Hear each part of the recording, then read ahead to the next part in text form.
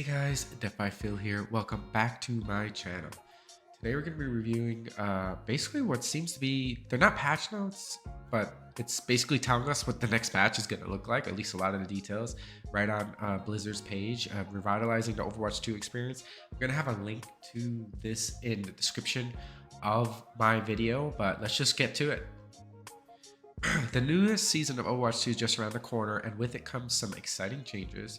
During our Overwatch 2 What's Next panel at BlizzCon, we shared a sneak peek at some of the philosophy guiding many of the system changes coming this year, striving to make PvP gameplay more rewarding and fun, and providing greater transparency for players in-game.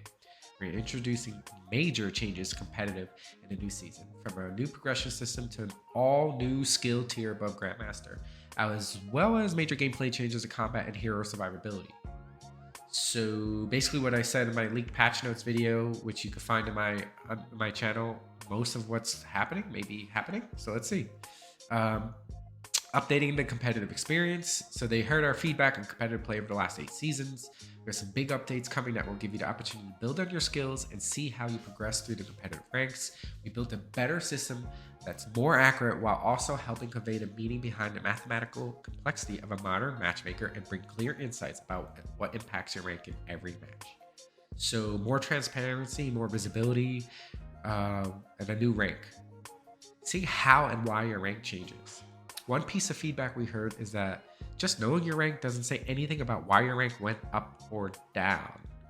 So we know what our rank is, but how much should it go up by, or how much should it go down by, and why is what they're providing us now, I think. Competitive updates originally worked to provide updates that reflected your growth as a player across multiple matches, but with the goal to provide greater transparency in each individual match, we're going back to updating your rank after every match and showing how much progress you gain or lose between each skill division. We're also displaying modifiers that affected your last match below the rank progression bar. Some modifiers help provide transparency in the matchmaking for each match, like getting a boost when you defeat a team that was more favored to win, while other modifiers show if your rank is calibrating, like going on a huge win streak, proving you belong in a higher rank. Feedback is a driving force behind these changes, and we want to hear your thoughts on competitive play now that you'll have more context for each game. So rank information. Rank promotion progress. The progress bar shows how much your rank increased as a result of a match. The bigger the highlighted section, the more rank was gained or lost. The reasons why more rank might have been gained or lost are explained in the modifiers below. So we know how much we're gaining from a win or how much we're losing from a loss. And now there's different modifiers that exist as to why we gained or lost more. Let's see what those are. So the first one is win streak. Bonus for a high win rate. So win more games in a row or win a lot of games, you'd be ranking up more. This brings me back to Overwatch 1 days, where if you won a lot of games in a row and you did really well, you would get more SR. You would rank up quicker. So this is good, I think. Loss streak penalty for high loss rate. So I think this is also good too. So if you're one of those people who loses a lot of games in a row, take a step back, log off, clear your brain, come back another day or another time in the day when you're nice and fresh, because you do not want to be losing a lot of games in a row, like 10, 15, 20 games in a row. It won't look good for you. You'll drop real quick in rank. Calibration. Your rank is uncertain. So I think this is when you're new to playing the game and is trying to understand where you are based on your wins and losses. So it's kind of calibrating what you're going to be at. So maybe something to look into, like new accounts or Smurfs. Uphill battle, you weren't favored, but you won. So you're going to get rewarded a lot more for games where you were a lower rank than the enemy team as a team. And you won. So you were definitely not favored, but you won. So you get rewarded a lot more SR. Consolation, you weren't favored and you lost. So basically the team was better. Get those group of Smurfs against you on the enemy team with higher ranks and playing a lot better than you, and they're expected to win based on their ranking compared to your teams. You get basically less points taken away for that performance on that loss. Reversal, so the vice versa. So exact opposite. So you were favored and you lost, and expected you were favored and you won. So it's just doing the opposite there. So you would lose more points if you were favored or not. and you'd gain less points if you were favored to win. And volatile, you lost calibration matches after ranking up. So like you're in a new account and you won a bunch of games because you got a bunch of good players on your team, and then you got your rank is uncertain, it's calibrating, but you're you ended up losing after you got that rank up. It's gonna say, wait, we thought you belonged in, let's say, Diamond or Masters, but you actually did really bad, and that's a volatile loss. So it's gonna deduct a lot more points from you. I think this is good for the game. I like the transparency. I think it's very important to have this openness with the community so we understand where we are. Like, this is huge. I think this is great. This is what we've been asking for. Bring a fresh start with placement matches and rank resets. So with both the changes to competitive play and the broader changes to gameplay starting this season, we feel this is a perfect opportunity for everyone to start fresh as they compete on the ranked leaderboards. To accomplish this, we're reintroducing placement matches and resetting everyone's competitive skill rank. Your journey to the top begins with 10 all-new placement matches, with everyone's ranks being reset. These 10 placement matches provide you with a high-stakes opportunity to make big gains in determining your new starting rank. As you progress through placement matches, there will be a predicted starting rank after each match. You will only have one chance this year to run your placement matches, so pick your best heroes and stay hydrated because these games count for a lot. So everyone's getting reset, from the top 500 players to the bronze players, and they're pulling them all into one game pool, and just basically everyone's an average player, and you could get 2 top 500 players on your team and 3 bronze players or vice versa against you. And it's going to be a shit show the first week or so of the season. I think it's going to be absolutely bonkers. Like I said in my previous videos, I may step away from competitive for a week or two and let this kind of settle down so that people get an idea where they're at, and I don't rage because I got some bad teammates, or I don't think I'm really great because I got some great teammates on my team. I may take a step back. It's going to be crazy. So everyone's ranks reset. Everyone's starting somewhere, like probably in like a gold to plat range, and that's it. It's a wild, wild west. And if you think you're better and you do really well and you get good teammates, you could potentially be placed a lot higher. So this is a good opportunity for people. I think this is great. We needed a rank reset instead of these soft resets or just no resets whatsoever. So this is good for the game. So this is a look at the rank progression screen for the placements. So here it's telling you the predicted rank gold 1. I think League of Legends has something like this. I haven't played League in a while, but I think League of Legends does something similar where it gives you an idea based on your placement matches to see where you may place. So this is cool. I think this is great. I like it. And no one can complain like, hey, I should have been higher, or I should have been lower, or whatever your thoughts are in the process. It's going to reset everyone, so it's leveled playing ground. Rise up to the rank of champions. So this is the new champion rank. So they're reintroducing a rank above Grandmaster. So these are going to be the top players. We talked about this in a previous video. This is the new champion icon. So it's going to be a buffer between GM and champion. So you may have some other players climbing the ranks of masters now. So people's ranks, I think overall, that population pool of people may be pushed up a little bit, like what they did with Valorant. If you watch or you play Valorant, they introduced a new rank in between the Ascendant, the top level. So in this case, it's a very similar idea. So let's say you were Diamond last season and you've been like a Diamond 2, Diamond 3 player. Since the population pool is getting pushed up just a little bit, you may be higher Diamond going forward, or be actual Masters. So I think this kind of like lowers that prestigious tier of Grandmasters and Masters down a little bit. And makes it a little bit more attainable. But obviously, if you get into high Masters and low GM, it's still within the top 2% of players. But this is interesting and good. New competitive rewards and Jade weapons. So they're introducing Jade weapons, basically they're unlockable with new 2024 competitive points. So it looks like they're introducing a new currency, and you're not going to be able to use your old gold weapon points, your old competitive points. And I think this is interesting too. They say earning Jade weapons variants will reflect your dedication to comp play in 2024, not your highest rank achieved. So these new Jade weapons will not be as exclusive as the champion rank. You will progress towards earning competitive points just by playing the game modes, not end of season rewards, but the fact that you played more and you didn't quit games or you didn't rage quit, whatever it is, you played more, you get more progress. And then you get additional progress granted towards wins. So it's really pushing you to play better in comp, and also, play more comp instead of just sitting on an account with like, oh, I'm GM, so I'm only going to do my 5 games or 10 games and then just not play for the rest of the season.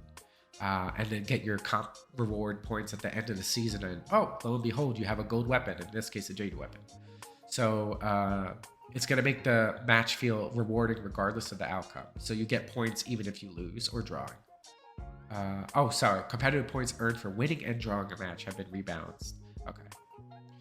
So 3,000 points, like the gold weapons, to get Jade. And then they're also getting rid of our legacy competitive points and golden weapons, or changing it. So our current competitive points are being changed to legacy points, and they can be used to purchase the gold weapon variants.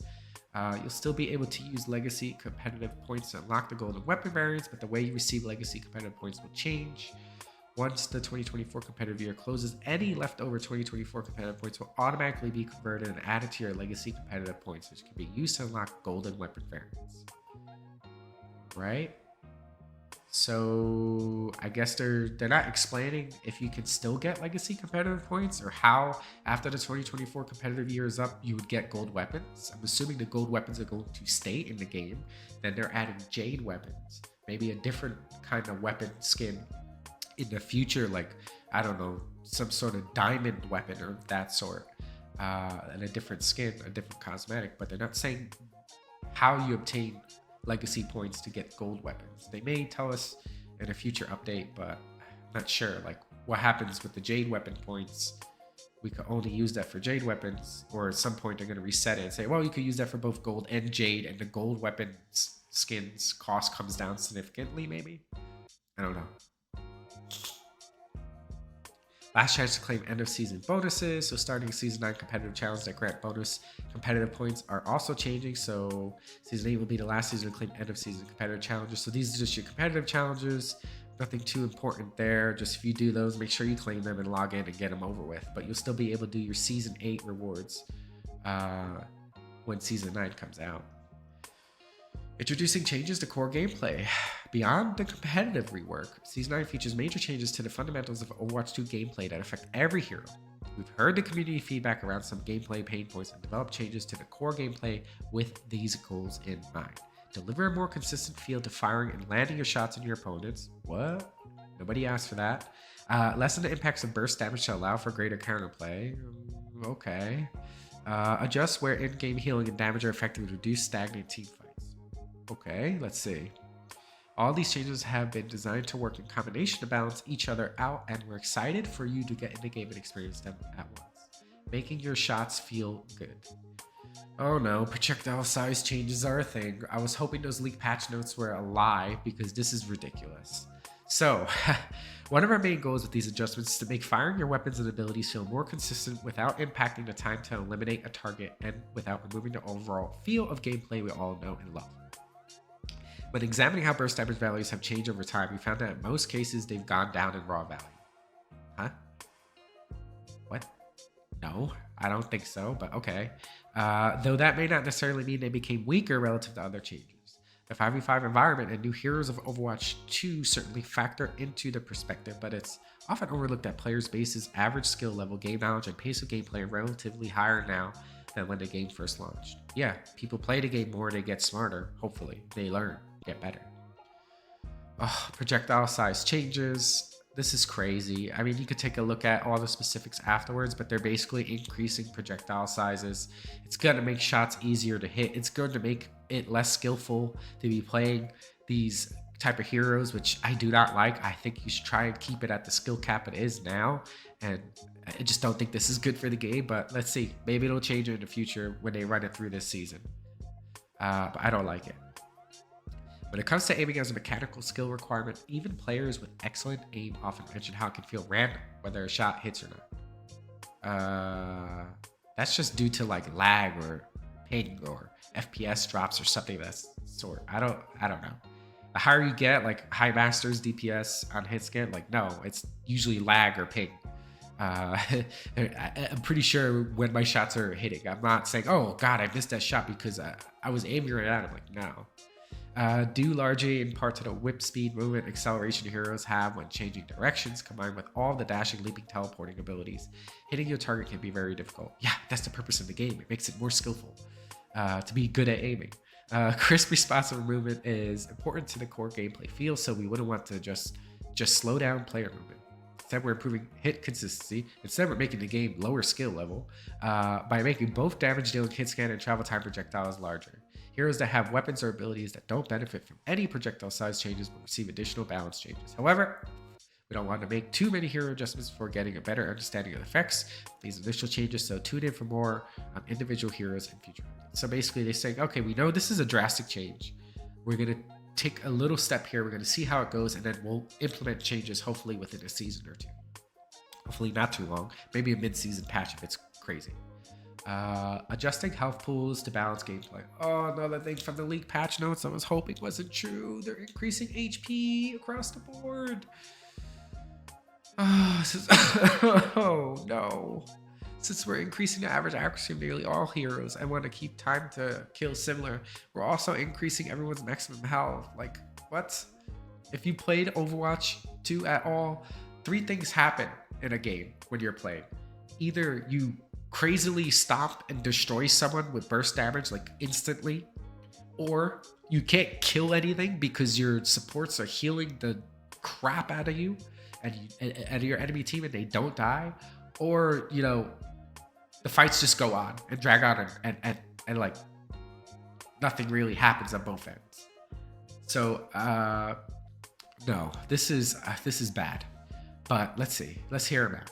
We've already balanced damage values, damage boosts, critical damage breakpoints, and other factors around 200 to 250 HP heroes, so the new health ends up requiring at least one more hit from most heroes to eliminate an enemy. So basically, Widowmaker's shot. Widowmaker, I think, is going to be useless, or a lot less used.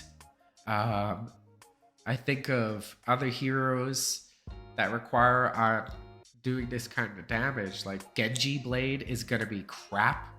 He's gonna take 2 swipes to kill a hero and with nano, and 3 swipes without nano. It's gonna be crazy. So health pool updates: all 150 to 175 HP heroes increased by 25. So Baby Diva has 175 now, and Lifeweaver has 200 HP. Tracer 200 HP.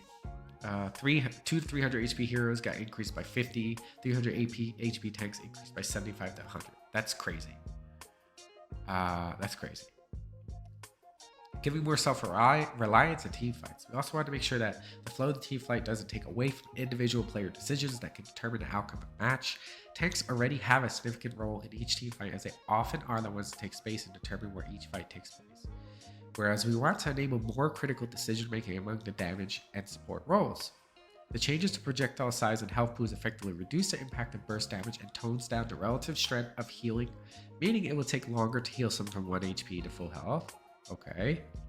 To ease the friction of an increased time to fully heal allies out of combat and enable support players to make more informed decisions on who to heal, everyone can now regenerate health passively at a rate of 20 healing per 5 seconds, not taking damage, and the support role passive heal has been adjusted to 2.5 seconds. Okay. An increase to health pools and weakening of burst damage means that heroes live longer and teamfights will take longer to conclude. To combat some of the potentially extreme situations, they were also introducing a new damage passive, empowering them to more easily fulfill their roles, securing eliminations, reducing combat healing, and potentially add an additional strategic layer to focus firing targets. Wait, new DPS passive. Dealing damage reduces the target's healing received by 20%. Holy crap, Mercy is gutted. This is a direct nerf to Mercy. She's going to be pocketing that Sojourn, pocketing that Soldier 76, pocketing that Genji or that Bastion or Widowmaker, and they take damage and they're taking a fight with a Tracer, let's say. It's gonna be a lot easier to kill that pocket. Just like a Pharah or an Echo getting pocketed. wow, this season is going to be a season for DPS. I mean, even a tank taking damage, like a Bastion shooting a Reinhardt shield. Like, Ryan's going to be severely impacted by this, and he's already bad. You know, you're shooting the life out of a tank with Bastion, let's say, chunking him down, and they're trying to get healed by any support. They're going to receive 20% reduced healing. That's insane. But of course, it's the same passives for everyone else. A little change to the support passive, which I still think they should give supports a different passive, because all heroes now have the regenerative health passive. Maybe supports might get something different, but in the future, we'll see. So, at its core, Overwatch 2 is a competitive game, so it's important for the core systems and competitive systems to be as intuitive and accessible as possible. In addition to these core system changes, we're introducing reworks to Pharah and Junkertown, which we'll go into a later blog. For now, let us know what you think when Overwatch 2 Season 9 Champions launches on February 13th. So, like I said in my previous video, my leaked patch notes video, I'll also tag that at the end. You'll see it as a recommended video. I went through this. Pharah's getting some changes. And I really do think it's going to be with her splash damage and her ability to stay airborne. So it's going to focus on her maybe being more of a ground, still being able to fly up, but not fly up as high or maybe as long as possible. And it's going to keep her more as like closer to being on the floor, not on the floor, literally, but closer to being grounded than in the air higher than usual. So curious to see what they come out officially about that. But yeah, that's going to be a big change to Pharah. I like to play Pharah every now and then on maps like maybe Numbani or Dorado, because you need to control high ground and attack. So interesting. And Junkertown, which I mentioned previously in other videos, they're receiving some sort of updates to possibly like sightlines and abilities to hide on the first point before you go into Junkertown, because it really benefits long-range heroes like Widowmaker, being that it's such a large map. So they may introduce like more cover. So interested to see what happens there. Well, I hope you enjoyed this video. I would like, make sure to like, subscribe, and hit that bell icon. And also let me know what you think in the comments below on this blog and this post. It's crazy. There's a lot of changes. I'm interested to hear what you think. I'm interested to see how you think this season's going to go, because these are groundbreaking changes and a lot of changes to the game. As always, happy gaming.